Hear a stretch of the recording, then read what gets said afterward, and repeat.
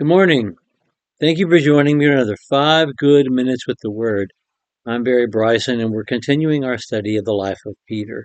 We're going to be in Acts chapter 5 today, and we're going to read verses 1 through 16. Other than the arrest of Peter and John, this is going to be the first real darkness that kind of passes over the new church.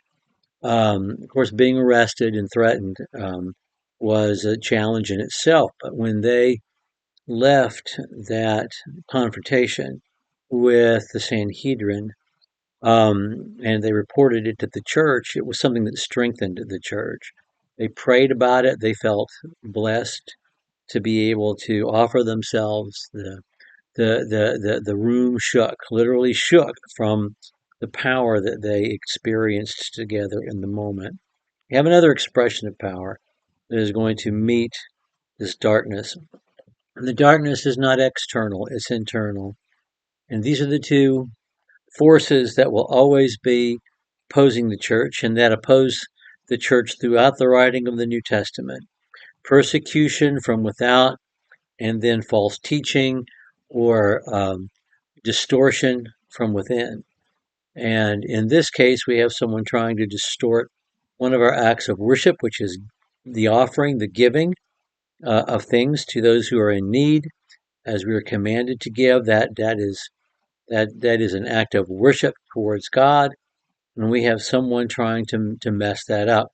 God's going to meet this with extreme force um, in this first instance when it arises in the new kingdom. But then again, when we take a look at the history of God's people in terms of the different covenantal ages that we deal with, and I think that is quite a good way of breaking up those periods in terms of our relationship with God. We have the period before there was even a written law, because the alphabet hadn't been created yet, when people spoke to God. God particularly communicated with the heads of households. We call it the patriarchal age because of the patriarchs, Abraham, Isaac, and Jacob. And then we have the Mosaic age, the age of the Mosaic law, when there was a written law. 2 tablets of stone, and then in the additional commandments, 613 that Jews counted up in all. We have that covenant between God and his chosen people, the Jews, at the time. And then when the law is fulfilled, we have Jesus and the founding of the church. And at the beginning of every age, there is a moment in which God is not being worshipped as he has asked to be worshipped. And he responds immediately and firmly and unequivocally. And in the patriarchal age, it was when Cain and Abel both brought sacrifices to God, and Abel brought a sacrifice of faith, and Cain did not. And God did not accept that sacrifice. At that time, God was very paternal and encouraging and explained things to Cain, but didn't change the standard. And Cain got angry, killed his brother, and ended up being banished. So there was a negative outcome whenever someone varied from the way God said he wanted to be worshipped. In the Mosaic age, we have Aaron, the high priest, his immediate oldest two sons, Nadab and Abihu, offering a strange incense to the Lord that he did not specify in his law, and they should have known better. They've been in the presence of God. They've been near the mountain. They knew better. These are grown men who knew better and decided to do things their own way, and they were consumed by fire. And then at the beginning of the Christian era, we have this. We're going to begin today with Acts chapter 5, and I'll begin reading. Excuse me. I'll begin reading with verse 1, and we're going to be reading through verse 11. A certain man named Annanias with his wife Saphira sold a piece of property and kept back some of the price for himself with his wife's full knowledge, and bringing a portion of it, he laid it at the apostles' feet. Peter said, Ananias, why has Satan filled your heart to lie to the Holy Spirit and keep back some of the price of the land? While it remained unsold, did it not remain your own? And after it was sold, wasn't it under your control? Why is it that you have conceived this deed in your heart? You have not lied to men, but to God. And at these words, Ananias fell down and breathed his last, and great fear came upon all who heard it. And the young men arose and covered him up, and after carrying him out, they buried him. Now there elapsed an interval of about 3 hours, and his wife came in, not knowing what had happened.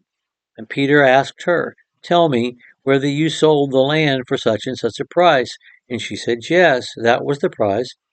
And Peter said to her, Why is it that you have agreed together to put the Spirit of the Lord to the test? Behold, the feet of those who have buried your husband are at the door, and they shall carry you out as well.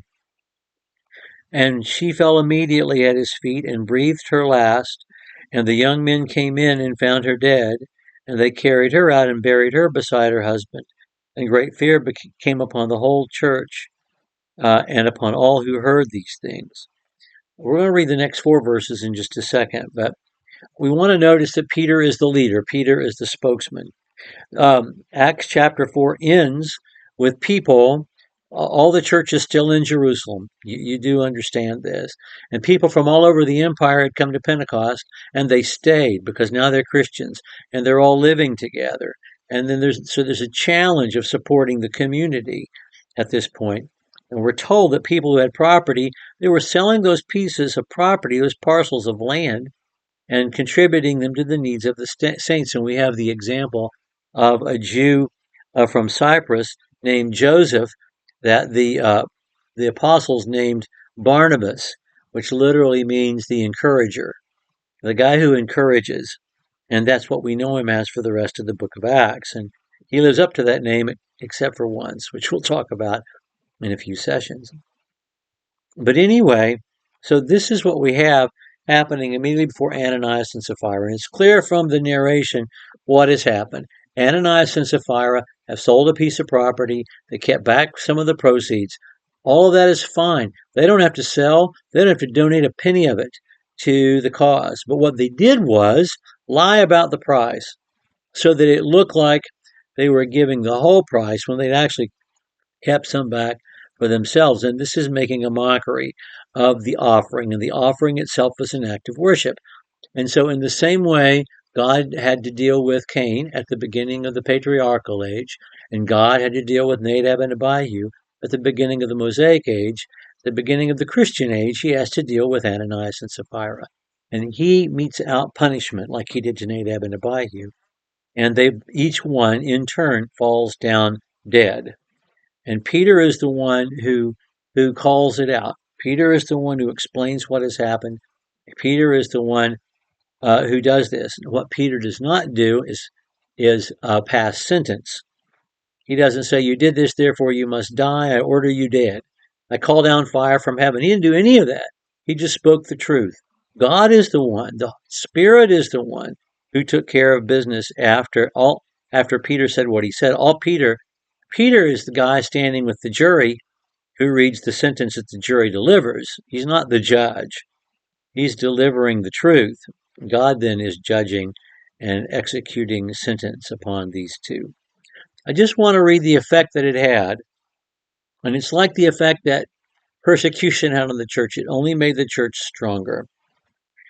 By the hands of the apostles, many signs and wonders were taking place among the people, and they were all with one accord on Solomon's porch. None of the rest dared to associate with them, however. People held them in very high esteem, and all the more believers in the Lord. Multitudes of men and women were constantly added to their number, to such an extent that they even carried the sick out into the streets and laid them on cots and pallets, so that when Peter came by, at least his shadow might fall on any one of them. And the people from the cities in the vicinity of Jerusalem were coming together, bringing people who were sick or afflicted with unclean spirits, and they were being healed. Something about Peter here, there was so much confidence in Peter as the leader, although he's a leader in the general sense. He's not the Pope. So much confidence that people just want They want the sick to be touched by his shadow. Something similar happens to Paul later. People take cloths that he has touched and use them to administer healing to the sick. Anyway, I just wanted us to see the effect, the positive effect that God's judgment has had, this expression of real power in the face of attack on the church. Okay, next time we're going to talk about chapter 6 and the appointing of the first deacons. I've taken up nearly 11 minutes of your time on this 5 good minutes.